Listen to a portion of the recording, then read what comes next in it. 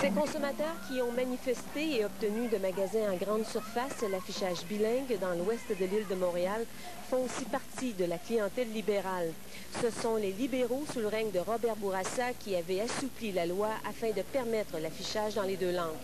Le chef libéral est donc mal placé pour se dissocier du mouvement, tout comme le premier ministre chrétien. Il plaide le droit des groupes de pression. Il y a des gens qui disent, moi, je magasinerai pas chez vous, vous donnez des boîtes et des sacs non recyclables, puis moi, je suis en faveur de la protection de l'environnement, puis moi, je magasinerai pas dans ce dépanneur-là parce qu'il donne des sacs en plastique qui prennent 1 million d'années à se décomposer. Fin de la citation. Il y a d'autres gens sur un autre plan, celui de la langue, disent, ben moi, je magasinerai pas là si il n'y a pas un petit peu d'affiche dans ma langue.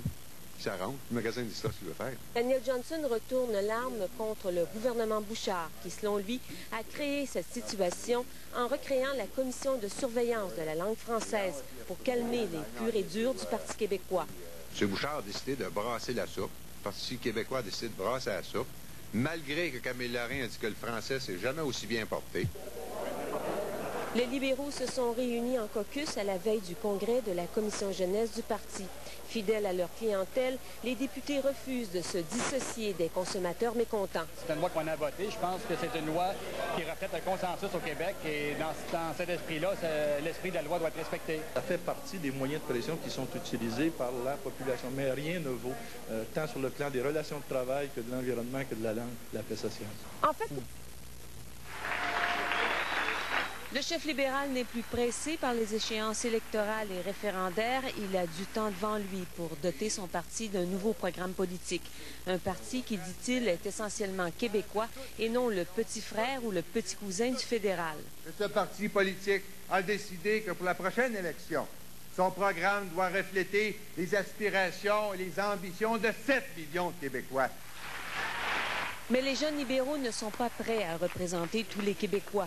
Avec un certain mépris dans leur délibération, ils s'en sont pris aux plus pauvres de la société.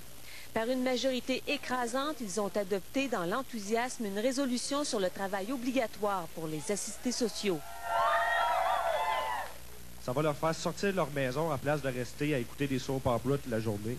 J'appuie à 125 cette proposition. Je crois que c'est en serrant les coudes et en invitant les gens à s'intégrer au travail et non pas en les payant, en les invitant à s'asseoir devant la TV, mais en les payant, en les amenant tranquillement à travailler. Le président des jeunes libéraux explique cette attitude par un ras-le-bol général.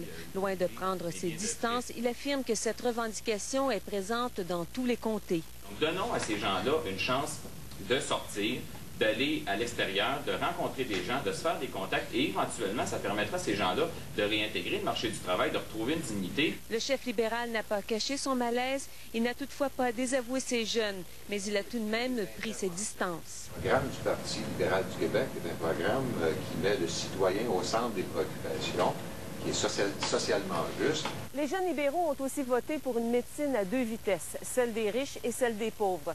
Si le nouveau programme du Parti libéral veut refléter les idées des jeunes, il devra faire un virage à droite. Il y a